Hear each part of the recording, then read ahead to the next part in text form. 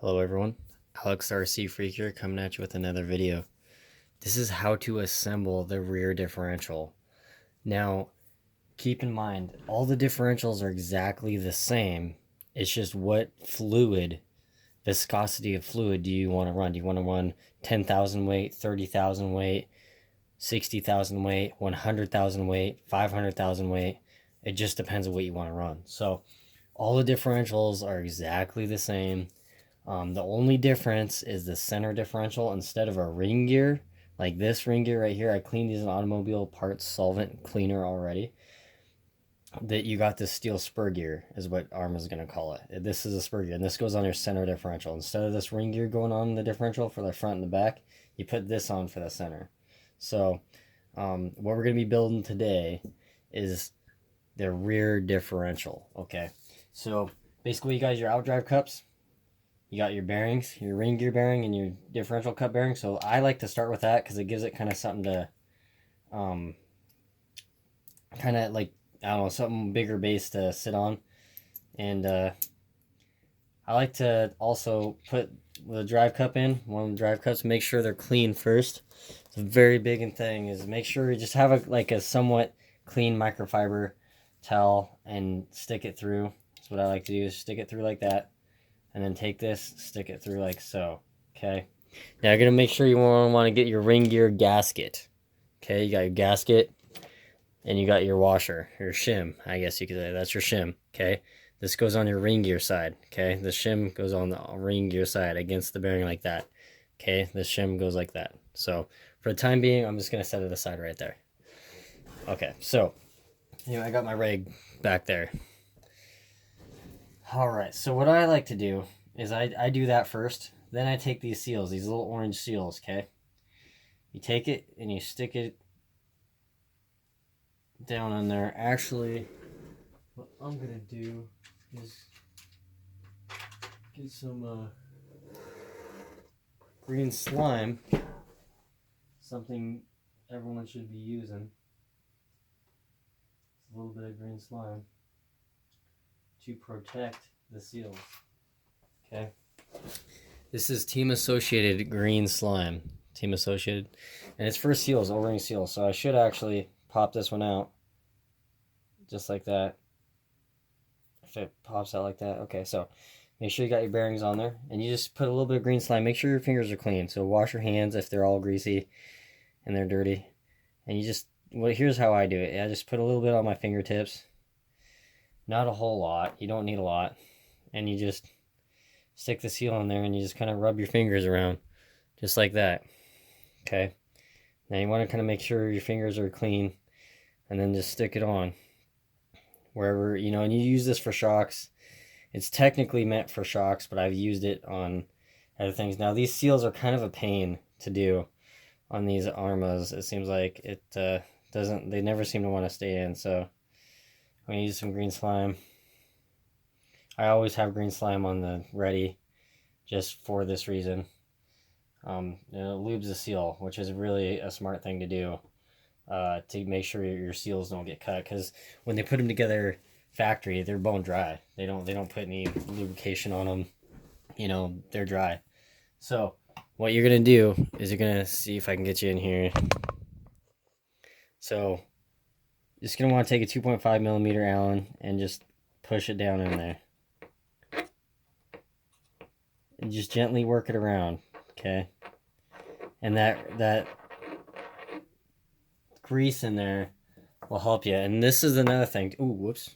Drop it. So you're going to want to use needle nose pliers. You're going to want to keep them clean. So these are the needle nose pliers I like to use. I don't like to use these needle nose pliers. I like to use these needle nose pliers right here versus these to assemble diffs on these vehicles. So you just grab this pin right here. Okay. Stick it in just like that. Then you grab this gear. Take this gear, try to line it up, the pin in there. Try to get it to go down. It will. This one's not.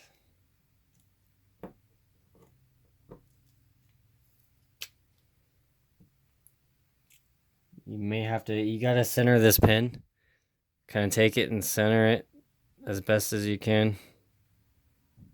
If it's too over on one side, it won't. I'm going to take this gasket. Make sure to put this on the ring gear when you go to put the ring gear on. Alright, ooh, I don't drop everything here. So I'm going to take this. Make sure this cross pin is lined up with the pin down there. So try to drop it in.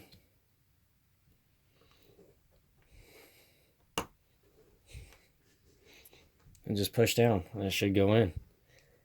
They're a tight fit, and it should spin smooth when it's in. So, okay, so you got that one done. I'm gonna set that aside. Now we're gonna work on this one. So, I'm gonna slide this seal down. Kind of use my fingers to push it in if I can. Now this one was a pain on my Creighton, so I just gotta kind of push it in. Work it in. Sorry if my fingers are in the way. You may need to use a smaller Allen, like a 2.0 millimeter or maybe a 1.5. I might have to even use a 1.5. That one's not working.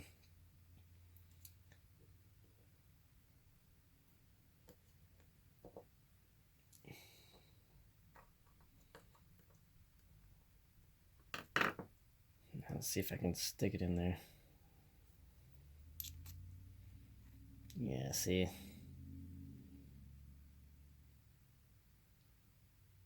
Just kind of want to get it in there. Sometimes you can take this upside down to help push the seal in. You can do that upside down with this gear. If you saw how I did that, you just take this, push it upside down, and push it down like that, and then rotate. Be careful when you do that. If this has sharp edges on it from casting like this, it'll cut the seal sometimes. But see how it seated that seal in there? You rotate it in there and it's seated. So just so you know, that's a way to do it. That's kind of a Alex tip of the day, you know, Alex RC Freak tip of the day right there. You just push this down, rotate it, and I've did that a few times on RCs that were kind of having fighting me with the O-ring seals. Sometimes they can kind of be a pain, but as you can tell now, it's correctly seated, and it's ready for this pin. So that's just a little tip. Now, it may work, it may not work for everyone. It seemed to work today for me. Usually it does work. If the seal's fighting you, usually it does work. Because if you do this backhand part, you can do it that way. But if the seal's not working and it cuts that seal, it's not going to be a good story. So if you use this face of the gear instead of this back part where it could be sharp, if you use this is usually smoother. I mean, yeah, you got your gear teeth there, but if you're very careful and cautious, you can put in there just very light pressure and just rotate it, and it'll usually seat your seal for you. So these fit on there nice and snug, so which I kind of like, so that way you know they're going to be good.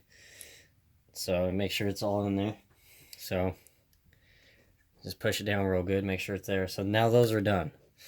You're going to leave your gasket. You can either put your gasket, you can do this to your gasket. Now,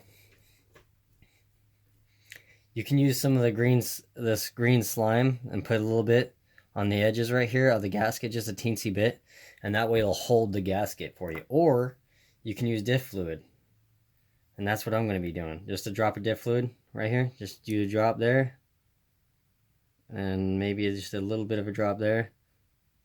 And this holds your seal gasket for you. So when you go to assemble your diff, it's going to be held in there for you.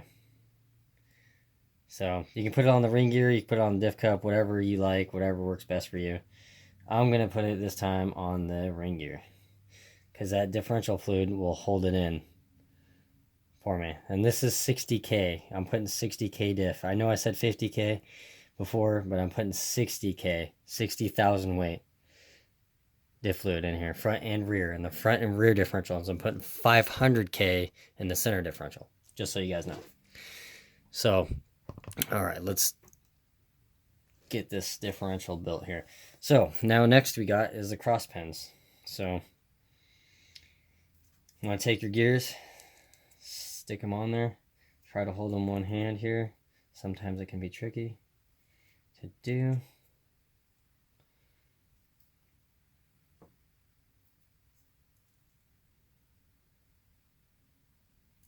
Okay, so you got your cross pins made.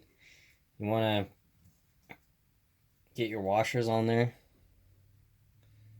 Now kind of wipe these washers with your fingers like this, just so if your fingers are clean, have a rag ready so that way you can clean them.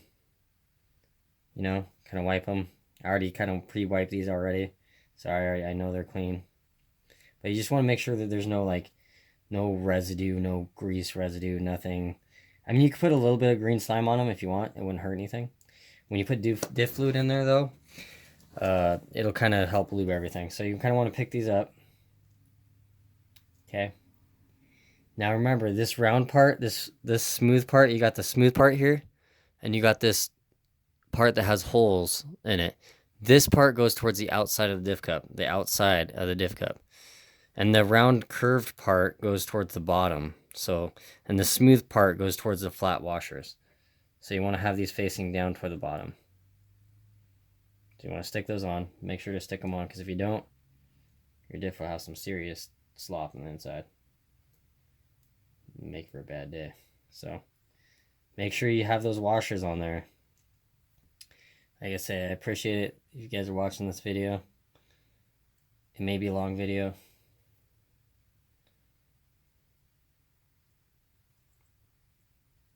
Okay, you want to make sure your cross pins are in the groove.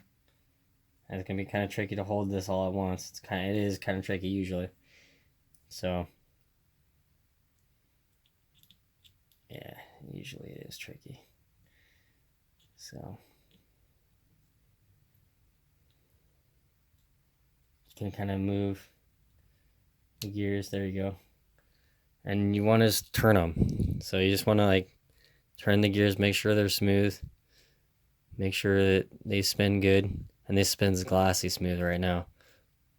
I know you can hear the teeth because it's dry. There's no fluid in it right now. But it spins really smoothly. So, next is filling the differential with fluid. Now, I like to let my differential sit a minute. If the fluid, some fluid has air bubbles, some doesn't. Some fluid's pretty good in that sense that it doesn't really get air bubbles. And I just like to take it and letting the bottle sit upside down. It's kind of hard with this. Kind of hard letting the bottle sit upside down. Kind of hard to do with this end because it's too narrow. But if you have a tire, you can stick it in or something. You could do that, and that would help. But you just let it kind of sit upside down, so that way the fluid goes towards the bottom. That way you don't have to squeeze as hard, and you get the fluid to come out of there a little easier.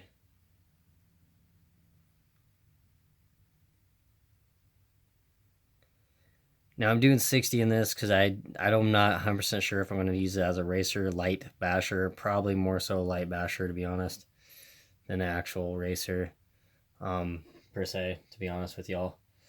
But let's see if I have something to put this in.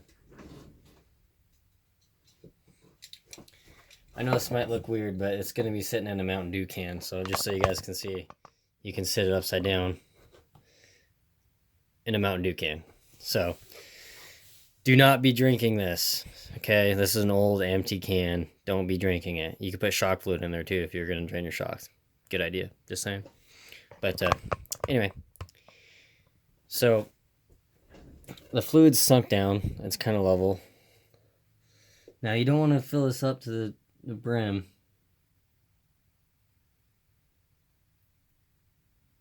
And I like to kind of hold these outside things down and very slowly kind of rock the gears, get the bubbles out. Kind of get, because it'll suck the fluid. See how it's sucking the fluid in the corners? I don't know how well you can see that. See how it's sucking the fluid away in the corners there? So now you got air pockets. Now if you just went and assembled it, you'd have some major air pockets. So that's why having this upside down, loosen this, fill up the corners.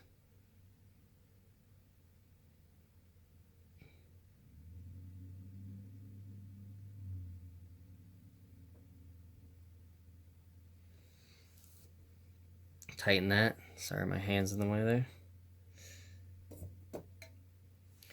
Now, some people like to leave a little bit of a gap, like a little bit of a gap down in here on their differentials. Some people like to have like a little bit of air gap, so that way it's not so much fluid in there. Personally, I don't. I like to get the differential cups filled as much as they can take without causing a hydrolock in the diff. So that's the way I like to do it, like I say. So, you know, everyone has their own way with diffs. Diffs are one of those things where there's a million different ways to do it.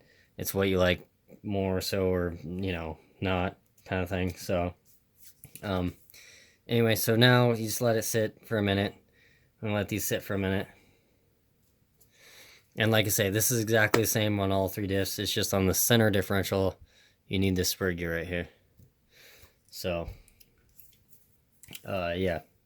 So I'm just gonna let that sit for a minute and get back to you. All right, so let it sit for a minute. Now we're going to put it together. Now try to line up these holes with your gasket and try to do it in one swift motion, just like that, bam. And kind of turn them to where you can put the screws in, okay? Now you may need to add more fluid if you didn't add enough, and you may not need to add as much fluid. You may need to take some out. So just kind of be cautious of that. I like to start these by hand. If you can use a, you know, electric driver if you want. I like to do it by hand just to be on the safe side. So that way you can evenly torque them down. But I guess you can use electric driver and leave them a little bit of a gap. And then come evenly torque them by hand, you know, like tighten them or whatever by hand, and get them to, you know, right.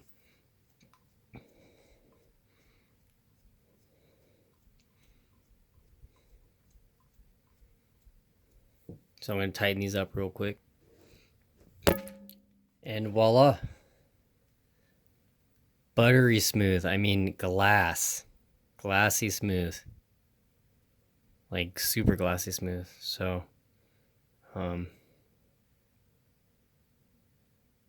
yeah, it really feels super smooth, like wax smooth. But anyway, yeah, that's how to assemble the rear differential. It's exact same on the front differential and center. I'm not 100% sure if I'm going to make videos on the center and front differential, how to build them. But yeah, that's basically all it is. And then you just install it, you know, make sure to put your shim. You know, you got your ring gear gasket on there. You got your O-rings on there for the drive cups. Make sure to put the shim on the ring gear side, just like I did. This shim right here. Make sure to put this shim on the ring gear side, not on the diff cup side. So anyway, thank you guys so much for tuning in, watching my videos, watching the channel. It means so much to me. It really does. And all the comments do too. You know, good or bad. So, like I say, I'm not trying to, you know, if I say something that seems to, I don't know, offend anyone, I'm not really trying to do that. Honestly, I'm not. So, you know, apologize if somebody gets offended over my opinions on some stuff.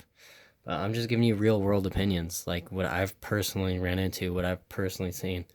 You know what I'm saying? There's nothing more irritating to me than going to a hobby shop and having unknowledgeable staff tell you what you want to hear about an RC if you're looking to get one for the first time or whatever, just to make a sale. I just think that's messed up. Be honest about it. You know, not every RC is perfect out of the box. They all need upgrades. I don't care what brand it is. They all need something.